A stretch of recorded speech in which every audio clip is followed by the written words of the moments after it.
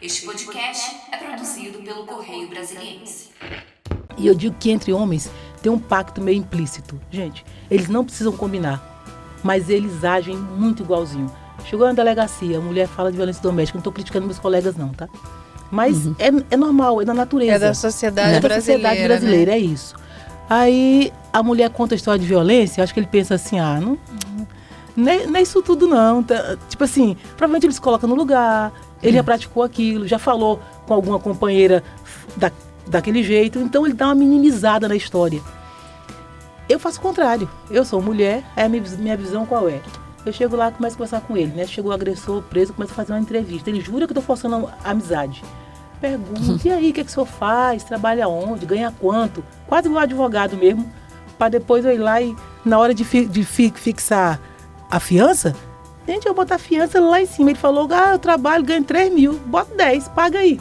E vai embora. Não vai embora, porque tem crime que é afiançável.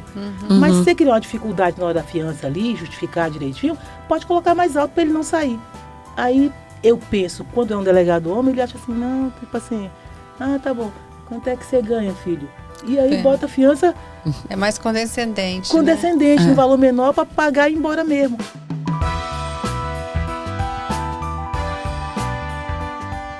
Olá, no ar mais um podcast do Correio e hoje praticamente aí encerrando, o mês da mulher, que acaba na semana que vem, mas a gente já vai começar as despedidas agora. Nós recebemos aqui, eu e Ana Maria Campos, uma lutadora, uma mulher que tem muito a ensinar para todo mundo que estiver nos assistindo ou nos ouvindo, a doutora Jane Clébia, que é delegada e agora é deputada distrital pelo Agir. Muito bem-vinda ao podcast do Correio, Jane. É um prazer receber a senhora aqui. Prazer todo meu. Fico muito feliz com o convite, muito lisonjeada, na verdade, de estar num espaço assim tão qualificado, visto por tantas pessoas e podendo compartilhar um pouquinho de história, falar um pouquinho de parlamento, falar um pouquinho de trabalho.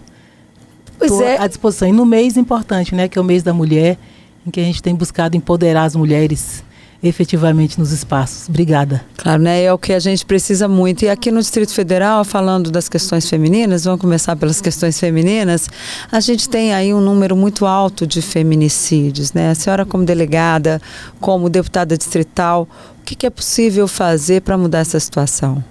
Então, eu não vou dizer que é surpreendente, porque infelizmente não é. Mas é triste, é assustador, estarrecedor. Nós vemos o número. Esse ano, se seguir a regra desses praticamente 2 primeiros meses, porque nós já tivemos 10 mortes no dia 1º de janeiro até iniciozinho do mês de março, nós vamos ter um número altíssimo que vai dobrar a média histórica, Então nós temos um problema muito grave e a gente tem que atacar as causas. Enquanto nós ficarmos focados só no resultado, quando vem o resultado, não tem mais jeito, pena capital, a mulher já morreu, a gente fica criando projeto para cuidar dos filhos do feminicídio, vai acolher as famílias e pensando só em números, registrando e fazendo estatística. Nós precisamos atacar na origem. E, para mim, quando eu falo atacar a origem, aí são campanhas, fala de educação, não tem transformação sem educação. Então, é preciso uma mudança cultural, então. Cultural, mexer com a escola, envolver os atores. É muito interessante. Quando você faz palestra de violência doméstica, só tem mulheres. O povo fala assim, vamos fazer violência doméstica, eles já se encarregam de separar os homens e colocar só as mulheres. Isso não é conversa de mulher, esse papo é de família, de sociedade, de homens, porque em regra eles estão envolvidos na história. Doutora Jane, é um prazer conversar com a senhora, com a minha amiga aqui Denise do lado também, 3 mulheres conversando, mas realmente esse é um tema que a audiência devia estar toda também focada para os homens, porque eles precisam começar a entender que é uma mudança de comportamento também, olhar, reconhecer a força das mulheres, que as mulheres têm o mesmo espaço que os homens, porque eu entendo que muitos desses crimes ocorrem porque os homens querem dominar, querem subjugar as mulheres, não é isso? Eu acho que é só isso. Quando nossa sociedade é fundada no patriarcalismo, Aí você fala assim, o homem entende assim, ele lê isso. Sou chefe da família. O que é chefe? Chefe é dono de tudo, é quem dá a última palavra e todas as coisas passam por mim. Aí surge nós mulheres, A gente pensa, a gente quer viver, tem vontade, quer trabalhar, quer estudar, ama, mas quer amar outras pessoas, quer ter amigo, quer conviver com a família. Ele fala, uai, como assim? Isso não foi combinado comigo. Como se todo... E, gente, parece que é uma coisa muito simples, mas é isso mesmo, é simples assim. Então, o fato de não poder determinar a vida da mulher, que hoje pensa e pensa muito, a comunicação está aí, ela consegue enxergar 1000 possibilidades para ela. Hoje a mulher, muitas vezes, é quem cuida da casa, do ponto de vista financeiro, é quem ganha mais, é quem cuida dos filhos, faz todas as funções que antigamente já fazia e já hoje com o poder econômico também, né? E muitas vezes com poder intelectual, a mulher que é esclarecida mais do que o homem, estudou mais. Eu acho que isso deixa o homem alguns homens um pouco muito inseguros. Né? Então é Muito preciso inseguro. combater a misoginia antes de mais nada, é isso? Na sua Acredito avaliação? que sim. Isso é parte da formação que a gente precisa mudar. Então, como é que a gente faz? Isso é um exercício para todos nós. Como é que você faz o homem compreender que a mulher que está com ele, que está do lado, é para crescer junto, é para estar junto, é para dividir, e ele não é dono. Porque esse sentimento de dono é como se estivesse implícito. Você ouve assim absurdos, tipo, casou, ele fala assim, ó, a partir de hoje, ou até ontem estava tudo bem. Mas a partir de hoje... Você vai cuidar de mim. Que eu sou dona, então não pode mais essa roupa, não pode mais essa saia, não pode mais sair sozinha. E começa um monte de proibição para fortalecer esse machismo tóxico de dizer assim, eu sou dono. E aí daí, para mim, surgem todas as dificuldades dos consectários. Ou seja, tudo consequência. Tudo. Se ela resistir, tem umas que submetem, né? Em nome do amor, porque sempre é em nome do amor, né? Te amo tanto que você me faz perder a cabeça. Te amo tanto que eu perco o controle, te bato. Então, mas é porque eu te amo, tá? Então, é o amor que faz isso. Então, ela começa a acreditar que é o amor, que aquilo muda, que a culpa é da cachaça. E aí vem todas as outras desculpas que a sociedade está prontinha para colocar naquela situação. Tem até assim quando não tem justificativa, é assim, não, porque o homem é assim mesmo. Isso é coisa de homem. E a coisa não muda. Então a gente tem que mudar nessa origem aí, no que ele sente, nessa questão do respeito aí em relação ao que a mulher é e como é que ela se fortalece, sem com isso dizer que está afrontando, sei lá, o interesse dele. Agora, a senhora, como delegada, o que a senhora já viu, assim? O que a senhora pode contar para a gente? Como é que foi essa questão de virar delegada? E o que a senhora já viu em relação a essa questão aí da violência doméstica em relação à mulher, especialmente? Eu comecei agente de polícia em 99. Em 2006, eu me torno delegada e comecei o trabalho ali, delegacia, porque o delegado, em regra, ele é o chefe. Mas você consegue buscar para dentro da sua pauta, ou do seu trabalho, do seu pedacinho ali, alguns recortes. E eu, rapidamente, eu consegui enxergar que era possível e necessário esse recorte, esse cuidado com a mulher. Porque as pessoas enxergavam em mim, olhavam e falavam, cara, ela é delegada. Tem histórias, folclores a meu respeito, gente, que são assim. Por hilárias. exemplo. Conte. Não, eu encontro, aqui já no parlamento, a colega parlamentar falou assim, doutora, eu não consigo imaginar você enfiando o pé na porta das pessoas. Eu falei, dizem que você chega na casa do homem que bate mulher e vai de pé na porta e sai quebrando a porta. Eu falei, gente, quebra a porta de ninguém, pelo amor Mas de Deus. nunca, nenhuma, assim, pra pegar lá um agressor, nunca precisou? Assim, o povo fala, tu não pega, eu falo, não, eu faço só assim, ó, pega. Tem alguém que vai lá e pega. Brincadeira. Mas eu, na verdade, não, porque não precisa. Não precisa. Mas esse folclore corre. Eu já tive, na época da campanha, na rua, encontrei ali um grupo de pessoas. E eu sou muito de rua, de encontrar o povo vê, doutora Jane, vem, abraça, tira foto, não sei o quê. Tô numa rodinha assim. Aí encosta um senhor do comércio. Eu tava perto, ele falou assim, olha, falando para as pessoas que estavam perto, não foi ninguém que me contou, não, fui eu que vi. Eu já vi a doutora Jane pisando na cabeça de um homem. Aí eu fiquei... Aí eu falei, agora, eu digo que não, deixo o folclore correr, eu fico calada. Mas ele, na minha frente, do meu lado, e sério, nunca rolou, tipo assim, de pisar no pescoço de ninguém. A gente não precisa disso. Esse tempo passou. Mas as pessoas se alimentam dessas coisas. O folclore, então, é de que você é uma delegada brava. Não, já teve o do tal de que eu entrei na sala, eu e meu agressor, eu falei assim... Agora somos só nós dois. Essas coisas me fazem morrer de rir. Mas isso, aos poucos, cresceu. É um pouco de folclore. Eu sempre fui muito firme. Muito mesmo. Tipo, agressor. Chegou lá, agressor de mulheres. E eu digo que entre homens tem um pacto meio implícito. Gente, eles não precisam combinar. Mas eles agem muito igualzinho. Chegou na delegacia, a mulher fala de violência doméstica. Não estou criticando meus colegas, não, tá? Mas é normal, é da natureza. É da sociedade brasileira. É da sociedade brasileira, né? é isso. Aí a mulher conta a história de violência, acho que ele pensa assim, não é isso tudo não. Tá? Tipo assim, provavelmente ele se coloca no lugar, ele já praticou aquilo, já falou com alguma companheira daquele jeito, então ele dá uma minimizada na história. Eu faço o contrário. Eu sou mulher, aí a minha visão qual é? Eu chego lá e começo a conversar com ele, né? Chegou o agressor, preso, começo a fazer uma entrevista. Ele jura que eu estou forçando a amizade. Pergunto, e aí, o que o senhor faz? Trabalha onde? Ganha quanto? Quase igual advogado mesmo, para depois eu ir lá e, na hora de fixar a fiança, gente, eu boto a fiança lá em cima. Ele falou, eu trabalho, ganho 3 mil, bota 10, paga aí. E vai embora. Não vai embora, porque tem crime que é afiançável. Mas se você criar uma dificuldade na hora da fiança ali, justificar direitinho, pode colocar mais alto para ele não sair. Aí eu penso, quando é um delegado homem, ele acha assim, não, tipo assim, tá bom, quanto é que você ganha, filho? E aí bota a fiança... É mais condescendente, condescendente, um valor menor para pagar e ir embora mesmo. Então, tem um pouco de sentimento interno. Você não consegue separar quem é a pessoa, o que você sente ali como mulher e como homem do seu trabalho. A gente tenta ser bem profissional, mas no fundo, eu acho que isso faz diferença. Mas como é que funciona uma mulher num universo tão masculino que como é a polícia? Hoje tem muito mais delegadas, agentes atuando, mas ainda é um universo que, assim, na cabeça, no subconsciente das pessoas, é o delegado, é o policial. E como é que funciona chegar uma mulher delegada coordenando uma investigação com vários agentes, com vários canas, homens, né, com essa cabeça um pouco ainda do brasileiro machista? Isso. Como é que você se impôs? Então, só para finalizar a história anterior, essa de que eu acho que é importante a mulher que mostra força e que fortalece as outras mulheres, na questão especialmente das comunidades mais carentes, onde as pessoas são mais vulneráveis. Antes da pessoa perguntar. Tá.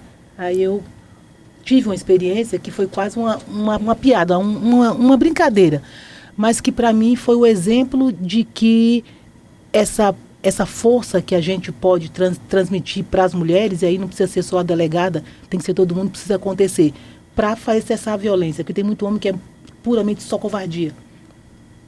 Meu telefone é quase público, dou para todo mundo tem meu telefone. E eu, nesse telefone aqui, por isso que o povo quer falar comigo e não consegue, porque 500 mil ligações.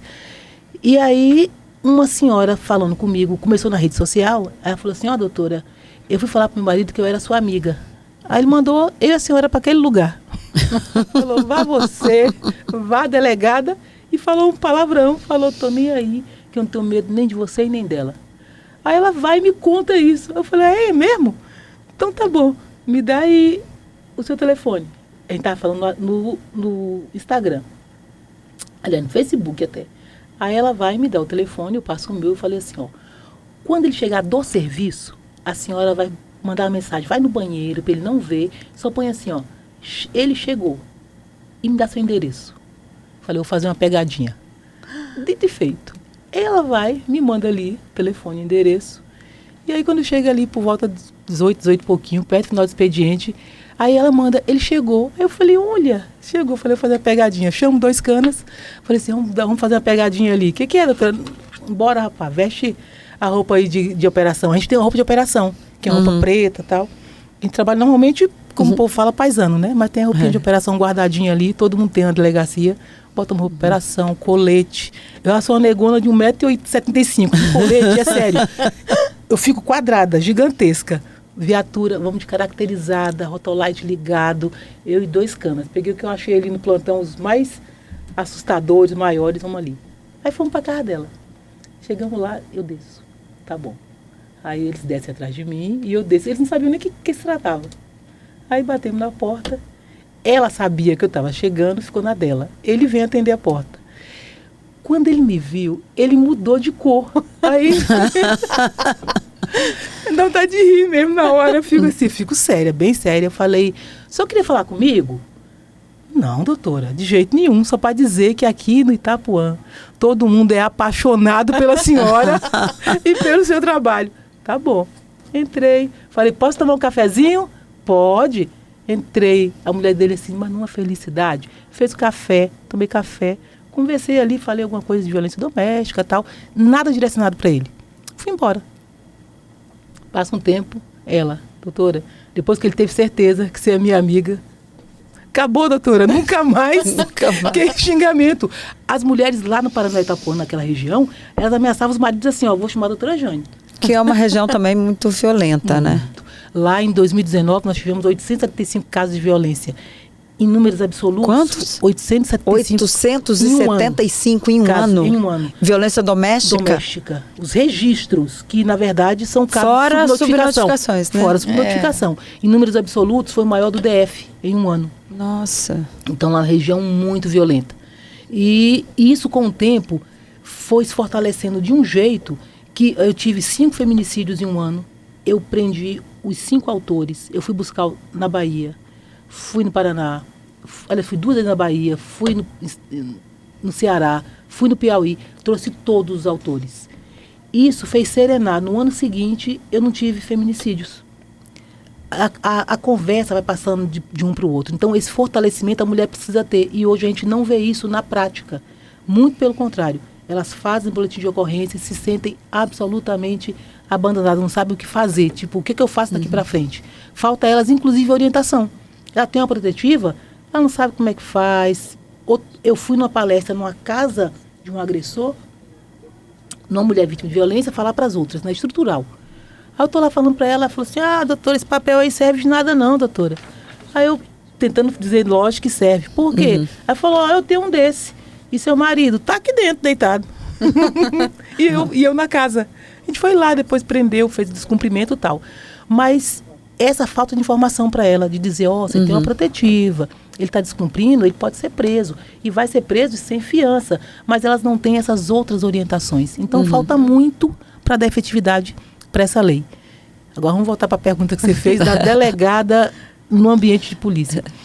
Esse ambiente, para fora, parece uma coisa mais tensa, mais pesada. Mas para dentro, é mais fácil, é mais interessante. Quando é assim, é chefe, o povo entende. É chefe e pronto. Então existe ali, a coisa se naturaliza. Inclusive tem aquele sentimento meio de proteção dos policiais em relação às delegadas mulheres. Então existe isso. Até das próprias policiais, tal. No natural, no normal, eles meio que nos protegem, nos ajudam, tal. Tem mulher que na polícia que gosta mesmo de trabalhar nessas sessões que são mais masculinizadas, tipo DOE, tal, faz questão, quer estar lá, não sei o quê. Mas eu acho que a polícia tem espaço para todo mundo. Eu costumo dizer isso. Então, você consegue se adaptar na polícia. E quando você é chefe e ponto. Aí para mim, vira chefe é chefe em qualquer lugar. Então, existe uma diferença, eu acho que, naquela chefia imposta e na liderança. Então, eu acho que o nosso desafio é exercer a liderança em relação àqueles policiais. Para ter uma palavra que seja verdadeira, para que ele realmente compreenda que o que você diz é verdade, traduzir é verdade. Porque às vezes é só coisa de mando. Você dá ordem, mas não está nem aí, não cumpre horário, não chega na hora, não está junto. Faz o que eu mando, não faz o que eu faço? Não, quando você tenta dizer assim, faz o que eu faço também, fazer junto, então acho que aí exercício de liderança é diferente. Há uma outra, né? Isso. E os policiais gostam, por exemplo, quando você começa a trabalhar e o seu trabalho vai rendendo muito, as pessoas começam a ver, eles se sentem participantes daquilo. Doutora Jane, a gente viu esses dias, de ontem para hoje, um plano que foi descoberto, né, para assassinar o senador Sérgio Moro, um promotor de justiça que investiga o PCC. Lidar com a segurança pública também é um risco muito grande. A senhora já passou por alguma situação como essa, assim, de medo, de ter que andar com escolta? Então, ao longo da minha carreira eu tive uma situação de ameaça, foi uma ameaça grave, séria, mas ele acabou sendo preso. Já tive ameaça de policial dentro da própria delegacia, mas não são muitas situações. E com o tempo, eu acho que a postura do delegado, a gente tem muita força, pode não parecer, mas exercer ali e também é diferente, tá? Fala logo, Brasília, Rio de Janeiro, São Paulo, são realidades completamente diferentes. Aqui em Brasília, você ainda, eu digo o seguinte, quando você passa por alguém que você aprendeu, ele te reconhece. Ele baixa a cabeça e vaza. Não fica. Ainda existe um respeito. Tem estados que é o contrário, eles ficam caçando policiais, né? Existe uma questão de afronta. Rio de Janeiro, né? Rio de Janeiro, por exemplo, tal, que o policial sai, não sai de farda, usa carteira, não sai com carteira, não bota no bolso, tem que. E aqui não, aqui as pessoas se reconhecem, né? Mas ainda a gente ainda consegue impor esse respeito em relação ao policial. Mas tem uns que realmente buscam essa ameaça. Eu tenho uma história de ameaça que foi a mais grave da minha vida, mas ela é muito longa, acho que não dá tempo de contar. Mas sofri uma ameaça em Planaltina. Dá para resumir.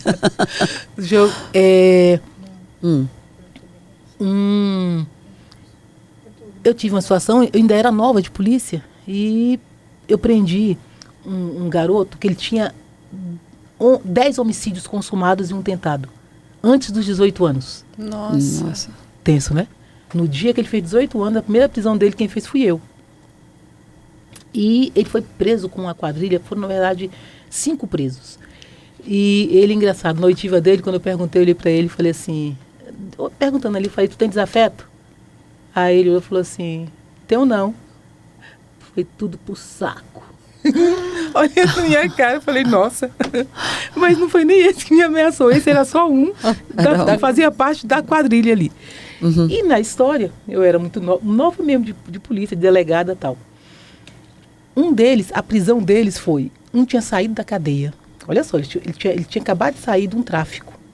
E eles foram fazer uma festinha para comemorar a saída dele da cadeia. Juntaram 5, pode usar um termo chulo aqui? Pode. 5 vagabundos numa casa, 3 armas, e eles estavam consumindo drogas. Alguém informou para a PM, falou assim, naquela casa tem uns vagabundos ali, os caras estão armados. A PM vai lá e cai para dentro da casa. E o cara falou o seguinte, velho, acabei de sair da cadeia, não vou voltar não. Ele pega a cocaína, que estava na mão, num saco plástico, e não tem para amarrar. Ele torce e engole. Aí, quando a polícia chega, ele está nesse momento, engole. Cospe, não cospe, botou para dentro. Beleza. Olha só, você tem que juntar as histórias, tá? Essa foi a história real. A PM chega na delegacia, com os caras algemados, e aí chega na porta da delegacia, tô vendo lá, a Rotolite lá ligada, e cadê? O povo não entra, aí eu vou lá, e sargento, o que tá acontecendo? Não, doutora, eles estão aqui combinando para ver quem vai segurar as armas. Eu falei, não, sargento, comigo não tem esse negócio de combinar quem segura a arma, não. Bota esse povo pra dentro, cada um que segure a sua. E tipo assim, porque existe essa história de combinação ali e tal. Botei todo mundo pra dentro, separei os 5 e tal. Aí, no final, eles ainda conseguiram empurrar as armas para os 2 que não tinham passagem. O que era os 2 traficantes mesmo, pesado, e o garoto que tinha um monte de homicídio, ficaram tipo nada. E meteram as armas na conversinha nesses 2. Mas no final eu consegui segurar todo mundo, o dono da casa, porque, em regra, se tinha mais de um crime de porte de arma, é técnica jurídica. Então, e eles eram 5. Então, existia ali a formação de quadrilha. Em tese, que é quando mais de 3 se reúnem para a prática de crimes. Meti formação de quadrilha em todo mundo. E aí eu segurei os 5. Beleza. Cara, no meio do flagrante, o cara começou a estribuchar. Tipo, foi passando mal, tremendo, espumando pela boca, assim. A cocaína que estava na barriga. Cai. Aí eu chego buscando, gente, pelo amor de Deus, leva esse cara para o hospital. Aí eu pego no cara, o cara tava travado. Eu falei, tá em crise convulsiva. Eu fui da saúde. Já foi enfermeira. Ela foi enfermeira. Falei, velho, tá em crise convulsiva, leva para o hospital. Os caras, não, doutora, chama o SAMU. Agora. Falei, de jeito nenhum, nada de SAMU. Pega a viatura. Abri a viatura, falei, pega o cara. E eles catam o cara. E eles estavam com um advogado. Aí eu falei, doutor, o senhor vai junto. Botei o cara atrás, 2 canas para o cara não cair, que ele se debatia inteiro. E o advogado na frente. Para um hospital, pá, o cara vai, morre. Até então a gente não sabia de nada que tinha acontecido. O cara só morreu. Beleza, os caras retornam do hospital. Não sabia que era por causa da cocaína. Ninguém sabia, porque plantão é assim, as coisas vão acontecendo, você não sabe Aí eu falei, para me resguardar, peguei o advogado, falei, doutor, vou ouvir o senhor me contar aqui que o senhor estava aqui, viu ele passando mal e que a gente socorreu ele prontamente. Botei isso nos autos e beleza. Aí vem a hora do erro, né? Aquela confusão, morre para lá. Formação de quadrilha são 3 anos. E, em regra, você afiança até 4. Só que tinha um detalhe, formação de quadrilha era reclusão. Você não pode afiançar. Resultado, eu peguei o cara, porque era 3 anos, na confusão ali, meti a fiança no traficante mesmo, do pesadão. Meti em todo mundo, ele pegou o dinheiro do tráfico lá, chegou com o dinheiro tudo trocado, 5 mil, assim, tudo de notinha de papel, paga e vaza. O resto que não tinha como pagar a fiança, que eu botei no limite máximo, não pagou. Beleza, o cara foi embora. Daqui a pouco meu chefe liga, eu conto a história. Eu falei, morreu um cara aqui hoje, sei o que e tal. E cadê? Soltei. Ele falou, doutora, dá uma olhadinha aí, mas eu acho que formação de quadrilha é reclusão. Aí, cara, quando eu vi, falei, meu Deus, soltei o cara, não podia soltar. Ai, o que eu faço? Fui lá, fiz um documento para justificar porque eu tinha soltado errado. Beleza. Aí, os canas da delegacia, aí vale a amizade. Cara, delegacia inteira, plantão, quem tava, veio todo mundo. E o povo foi pra rua, que a minha ideia era, até o final do dia eu prendo esse infeliz. Prende de novo. E resolvo minha situação. Aí, ligo pro advogado dele. Aí falei, doutor, o senhor manda seu cliente aqui para assinar um documento que ele esqueceu? Aí ele falou, doutora, a senhora acha mesmo que eu vou mandar meu cliente para a senhora segurar ele aí? O advogado sabia que eu tinha errado e falou pro cara, vaza. E o cara desapareceu. Aí, resultado, o cara sumiu, justifiquei, depois me expliquei. Esse cara passou a me seguir, a seguir minha vida. Aí eu tinha um cana que era muito bom, até morreu. Que eu acho que ele morreu por causa dessa história, de verdade. Na minha cabeça ele morreu por causa dessa história. Aí... De tensão, de medo? Não, porque ele morreu numa emboscada. Aí o Roberto começa a falar assim, doutora, eu vou pegar ele pra você. Uma semana depois, o Roberto, todo mundo desistiu de procurar, acabou a história, o cara fugiu em tese, o erro foi meu, ficou por isso mesmo. Uma semana depois, esse cana foi catar ele lá no Riacho Fundo. Falei, doutora, tá aí seu traficante. Catei ele no Riacho Fundo com 2 pedras de maconha desse tamanho, 2 tijolos de maconha. Trouxe ele, nem fez o flagrante lá, trouxe pra eu fazer o flagrante. Aí fiz o flagrante do cara. Velho, esse cara começou a ameaçar de dentro da cadeia, a mim e a ex-policial. Ex-policial, e mandou notícia, que ia matar gente, não sei o quê, papapá. E aí na audiência, depois teve a audiência, e ele estava na audiência, aí, olha a história que ele contou pro juiz. O juiz falou assim, doutora, você leu o depoimento dele? Eu falo assim, não, excelência, eu não li não, meu trabalho termina no meu relatório. Então, eu não li o que aconteceu depois. Aí ele falou, eu vou dizer para a senhora o que ele falou. Ele falou que vocês mataram o amigo dele na delegacia de pancada. Nossa, ainda mentiu no depoimento. E a senhora chamou ele num canto e fez um acordo com ele dizendo o seguinte, se você não contar que nós matamos o seu amigo, eu te solto. E você soltou ele. Nossa senhora, quanta mentira junta. Judicial. Mas a história é casadinha. E falou assim... Fake news, né? Vai ver que aprendeu com as fake news. E que a senhora foi transferida de delegacia. Eu tinha mudado de delegacia, mas eu mudei a convite, fui para outro lugar. Que a senhora está respondendo por conta disso e tal. A senhora responde? Eu falei, não respondo nada. Saí da delegacia realmente. Falou que a senhora está afastada. Eu falei, eu estou afastada, eu tinha feito uma cirurgia. Eu falei, eu estou afastada por cirurgia. Então, mas ele sabia tudo. Sabia que eu estava afastada, sabia que eu não estava na delegacia, que eu tinha mudado de delegacia. Ele estava seguindo a minha vida. Esse criminoso, ele está preso hoje? Morreu? Ficou preso um bom tempo. Aí, resultado. E aí, em seguida, passados uns dias, esse policial que me ajudou na prisão foi morto numa situação assim, totalmente inexplicada, uma espécie de uma casinha que montaram para ele. Alguém liga para ele, chama ele para ir, sei lá, atrás de alguma coisa, inventaram lá uma história e no caminho ele foi tirado da pista. Aí ele pega um toco no meio, subindo Planaltina Sobradinho, bate o carro ali numa espécie de acidente de trânsito, ele não conseguiu pegar o carro que fechou ele e ele morreu nesse acidente. O melhor policial de longe, Nossa. que eu já conheci na polícia. Como é que Aí eu foi? fiquei atribuindo a essa história. Aí eu fiquei preocupado, porque ele sabia onde é que eu estava morando, que eu estava afastada, ele e o advogado dele provavelmente estavam acompanhando minha vida. Então isso aí me deixou um pouquinho A senhora assustada. a senhora não tem medo de retaliações aí das pessoas que Não, a senhora já prendeu? Até esse mesmo continua solto? tirando essa situação, que foi mais tensa, em regra, eu trato sempre, mesmo o cara que praticou o crime mais grave, mas com muito respeito. Tipo, o cara foi preso. Aí chega na delegacia, às vezes a mãe tá lá fora, mãe, irmã, porque todo mundo aporta a delegacia, né? Então o povo fala assim, não, vai, arruma advogado ali, que o advogado vai dizer o que está acontecendo e tal.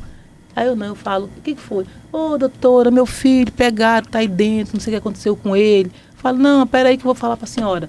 Vou lá, o que foi? Ah, foi isso. Ó, seu filho foi preso por isso. Ele não vai sair, a senhora vai em casa, traz para ele chinelinho, pasta de dente, traz uma roupa branca, porque ele vai ficar, só vai ver daqui 15 dias. Chega, posso falar com ele? Pode, entra aqui comigo. Vai lá, fala, tal. São gestos muito simples, mas do dia a dia. Que as pessoas entendem, né? Ele consegue separar. Agora- Ele está preso porque foi ele que fez o errado, mas ele naquela condição de preso, eu não vou esculachar, não vou agredir, não vou ficar xingando, dou ali os direitos dele, me pergunta, eu respondo tudo. Então eu trato com dignidade. E isso faz com que eles separem as coisas, consigam me respeitar. Então mesmo tendo prendido um monte... Faz a quando eu diferença ser um delegado, uma delegada honesta, né? Total. Que trata com respeito e alguém que tripudia, tortura. É diferente, né? Quando eu saí da delegacia, quando eu fui exonerada da delegacia do Paranoá, eu recebi um áudio de uma mãe. Doutora, você já prendeu meu filho 2 vezes. Mas ainda assim eu quero que a senhora volte. Volta pra cá, porque todo mundo aqui ama a senhora, a gente quer a senhora aqui. Isso fez a diferença. Agora, a senhora chegou a fazer 10 concursos públicos, né? Vem de uma família que a sua mãe lutou aí para conseguir, né? Dar ali, sustentar a família, tudo. E como é que foi a polícia? Chegar na polícia, né? Depois de 10 concursos públicos, por que a polícia? De verdade. Pura questão de sobrevivência. Eu sempre fui sobrevivente. Nunca existiu assim, ó, um plano. O que você quer ser da sua vida? Ah, eu vou ser delegada de polícia. Como a gente vê gente fazendo isso. Eu quero ser delegado, quero ser médico, quero ser professor. Não, era assim, eu precisava sobreviver. Nossa história, início de vida minha, foi uma vida muito dura, mas muito Conta um difícil. pouquinho pra gente. Minha mãe veio da Bahia, casada, novinha. Novinha assim, nova de casado. Acabou de casar e mudou pra cá. Só que eles vieram naquela história, o sonho da Constituição de Brasília, como muitas pessoas vieram, né? Brasília são 2 grupos. O que veio para isso, o que veio servidor público. Ela não era servidora pública, então veio para ser peão mesmo. Chegou aqui, meu pai, da Constituição Civil, ela não tinha nada para fazer, então ela sabia costurar. Ia ali, costurava, vendia cafezinho, peãozada, não sei o que e tal. No meio pro fim, meu pai fala assim, vou em São Paulo, que emprego tá muito difícil. Vou arrumar emprego lá em São Paulo, vem buscar vocês. Você tem quantos irmãos? 3 meses, eu com 3 meses, meu irmão com 2 anos. Acho que 2º, 3º ano de casamento dela. Ele com 2 anos, eu com 3 meses. Ele foi e não voltou nunca mais. Ela ficou, não tinha casa para morar. 2 meninos, um de 2 anos, um de 3 meses.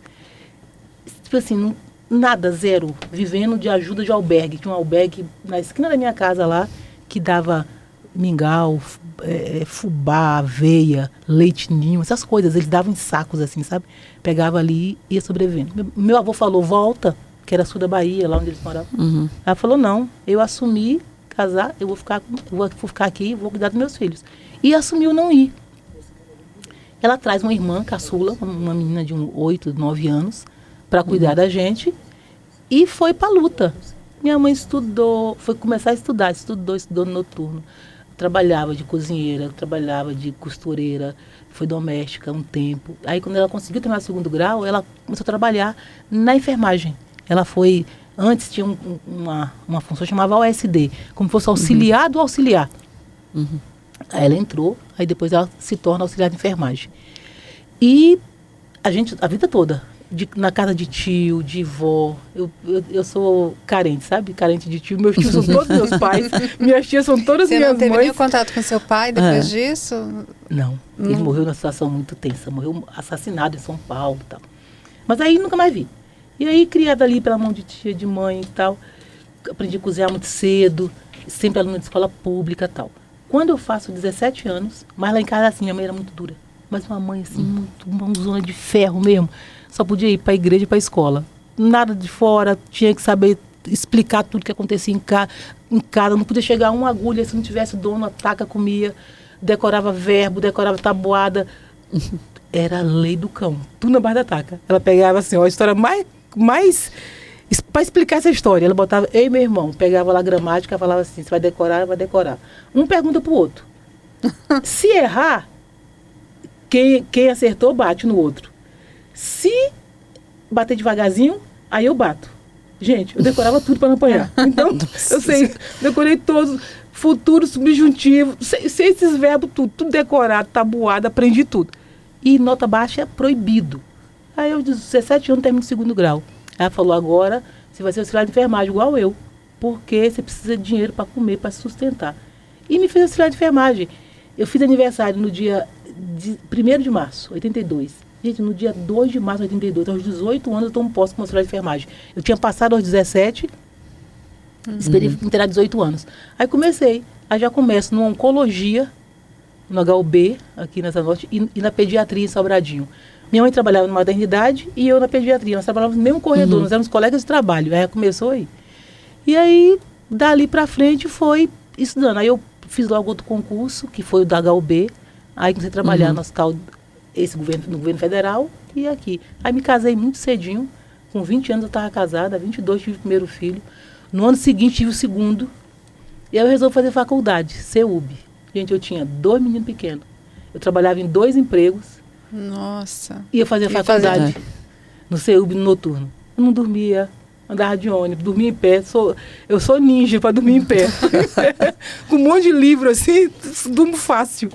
Aprendi daquele tempo. E aí, estudando, com menino, não sei o quê. Fui fazendo concurso. Aí eu comecei. Eu fiz PM. Passei em 4º lugar no DF. E à época eu não quis. Era para eu estar no oficialato hoje.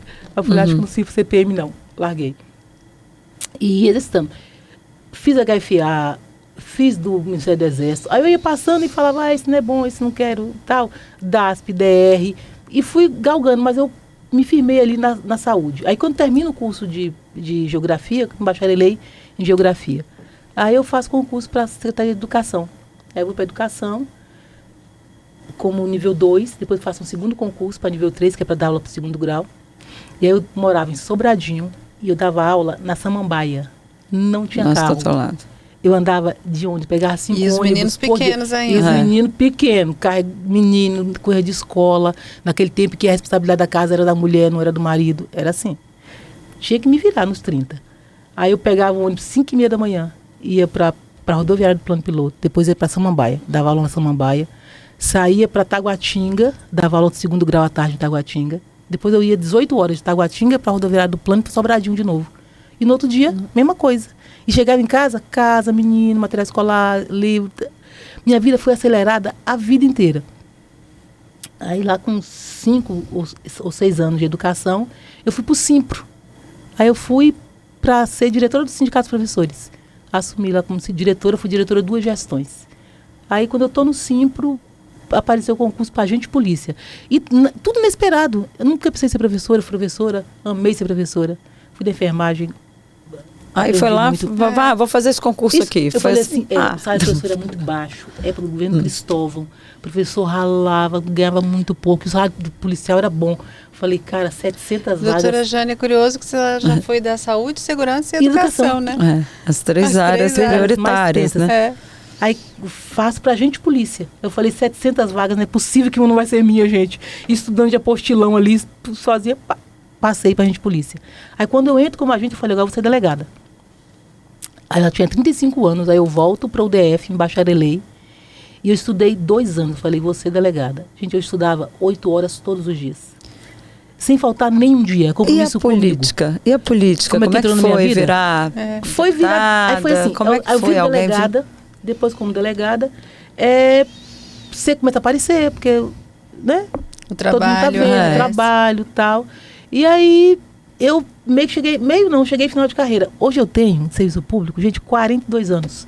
42 anos de serviço público. Eu poderia estar aposentada com 30 anos de serviço público, porque eu comecei aos 18, então quando eu fiz 48, eu tinha 30 anos de serviço. Não Mas- aposentei e segui. Aí chegou um momento agora, tipo assim, o povo tá, doutora, erradeu, desocupa, né? Tá na hora de desocupar, dar vaga para os outros, dar espaço para os outros. Então, eu falei, acho que é hora de eu quase que coroar essa carreira indo para o parlamento. A possibilidade que eu tive de fazeres ali a partir da delegacia, e você vê o tanto que você consegue ajudar as pessoas, é só estar disponível. Você está disponível, você abre o coração, vai aparecer gente que te pede ajuda para todas as coisas. E assim, e esse poder fazer é muito gratificante, de verdade, sem demagogia nenhuma. Eu tenho situações que eu não posso nem falar que eu choro. Sério, de ajudar pessoas assim, mas muito simples, assim, que passava muita dificuldade.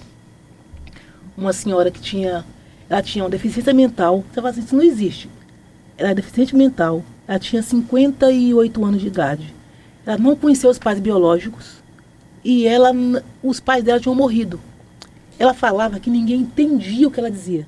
A dicção dela era muito ruim. Andava com um monte de papelzinho para dizer que ela era deficiente e tal. O povo, ninguém ligava para ela. E ela andando atrás de mim, precisava falar comigo. Aí eu falava assim, ó, a senhora fala que já marcou comigo. Se falar que marcou, os policiais me chamam, porque senão o povo fala, não, doutora, tá aqui não pode atender e tal. Não é nem você que manda, mas o povo meio que despacha as pessoas. Porque o povo procurava na delegacia de fazer fila. Aí ela chega, não, eu marquei com a doutora e tal. Aí ela senta na minha frente. Cara, ela falava, eu tentando entender. O que era a história dela? Ela tinha um cartão de benefício, de aposentadoria. E uma vizinha se apropriou da senha dela, a título de ajudar, e do cartão. Meu Deus, então ela estava ali sem dinheiro nenhum. Ela estava passando fome. Ela não tinha Sendo roubada. Sendo parente. roubada pelo vizinho. Ela não tinha parente, ela não tinha forças, ela era doente, ela não podia trabalhar. E não E tinha o único nem... benefício que ela tinha estava sendo Estava sendo roubado. roubado. E ninguém parava para escutar o que ela tinha para dizer. Aí, na hora, eu peguei aquilo ali, ela, botei na viatura, fui lá, achei a senhora, fizemos uma proposição em débita, devolvi o cartão. Ela chorava de soluçar, de felicidade. Tipo assim, graças a Deus alguém me escutou. Aí você fala, uma açãozinha boba, simples, mas muito Muda a possível. vida. Que era Uma obrigação pessoa. do Estado, né? Escutá-la. Mudou a realidade dela, mudou a vida dela. Ela me encontra, doutora, me abraça, felicidade. Tipo assim, salvou minha vida naquela hora. Mas foi. E se eu não fizesse, como é que ia ser? Então, você se abrir para as pessoas, te dá muita possibilidade. Aí eu pensei, ó, no parlamento é possível você ampliar essa ajuda. Fazer assim para mais pessoas. Então a ideia era isso mesmo. Não é salário, nunca foi, porque de verdade meu salário de delegado é maior do que eu ganharia no parlamento, então não estou ganhando salário. Mas tem uma possibilidade, estou trabalhando assim muitas vezes mais. O povo me enganou. O povo falou assim, não, você só trabalha na campanha. Depois que acaba a campanha, o troço melhora. Melhora não, piora muito. Então eu trabalho muito, mas assim, com possibilidade realmente de fazer mais por mais pessoas. Eu acho que esse Agora, e que lição, assim, a senhora dá para quem quer seguir carreira policial, que a gente sabe que se tornou uma carreira valorizada, as pessoas, né, tem muita gente querendo ir para a polícia mesmo. A senhora mesmo é um exemplo, né, por causa da valorização da carreira. Como é que conselho a senhora dá para quem Ó, de deseja verdade. seguir por aí, Meu filho é delegado. especialmente uma mulher? Ó, esses dois filhos que eu contei na história aí, uma é delegada da Polícia Civil e o outro é jornalista. O meu filho, que é delegado, agora passou para juiz. Está nas outras fases do concurso, né? Mas se Deus quiser vai ser juiz, TJDF, Que bacana. em pouco tempo. Mas mesmo tendo trabalhado muita ausência, não negligenciei no cuidado, né? Eles conseguiram alcançar o espaço deles, hoje são casados, sou vó de 5, tem 5 netos. E eu acho que vale a pena. O ideal tem gente que ainda tem a chance de escolher a profissão como, eu quero ser delegado por opção. Acho que é o melhor dos mundos, né? Então, quer ser, tem que pagar o preço. Eu conto uma historinha aí de que não tem almoço grátis, né? É uma história longa, mas que o resultado dela é assim, ó, não tem almoço grátis. Tudo que você quer tem que pagar o preço. Então, se quer passar no concurso, vai ter que pagar, tem que perguntar qual o preço que eu tenho que pagar. Aí o preço é sair do celular, largar um pouco de TikTok, né? Deixar as conversinhas de WhatsApp ali e realmente focar, estudar muitas horas, se dedicar. E na política, até onde a senhora quer chegar?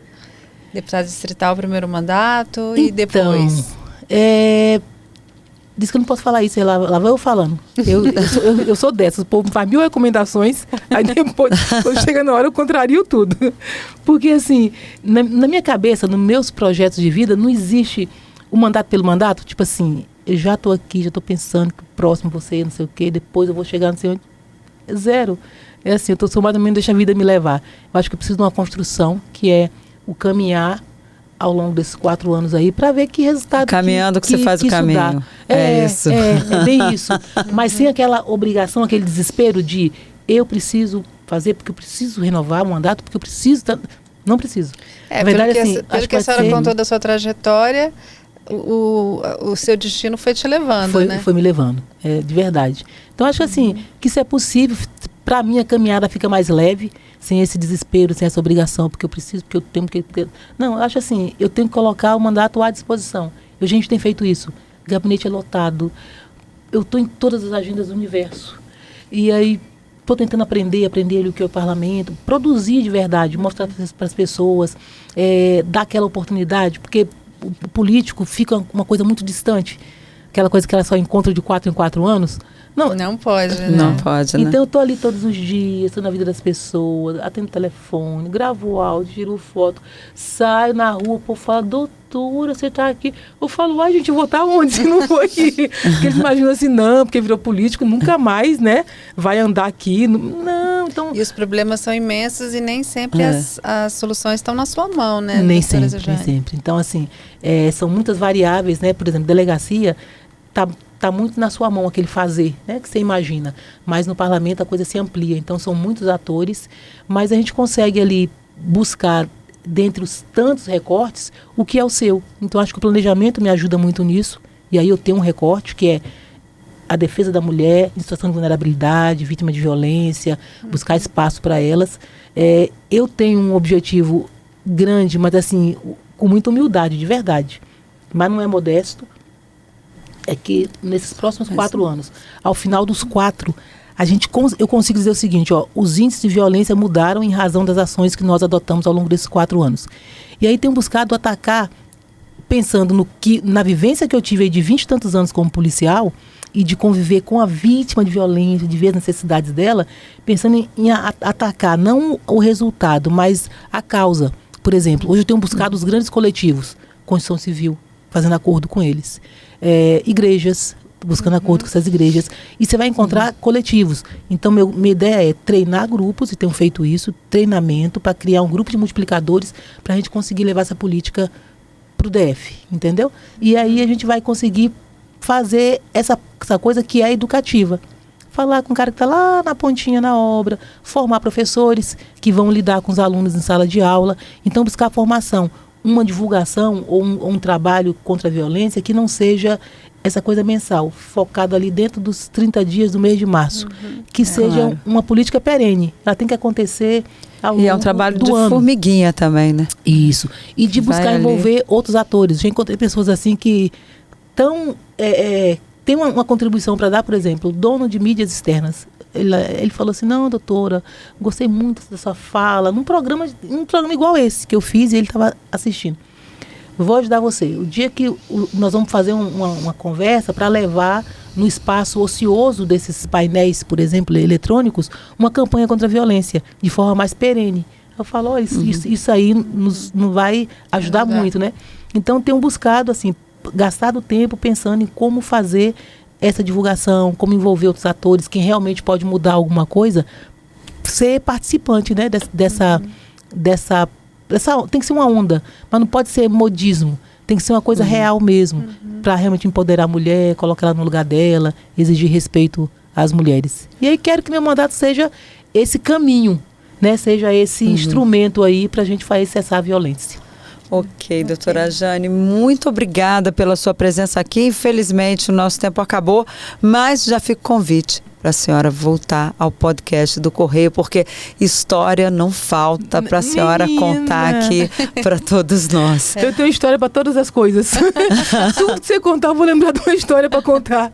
É muito interessante, mas acho que é isso. Quando você conta a historinha, a pessoa grava e não esquece nunca mais. É isso. Obrigada, doutora Jane. Obrigada, Ana Maria. Pode chamar a rede social? Claro. Doutora Jane, por favor. Doutora Jane DF. Aí quem não tá me seguindo, me segue lá, manda mensagem, interaja comigo. Obrigada, meninas. Obrigada. Vocês são lindas e queridas, viu?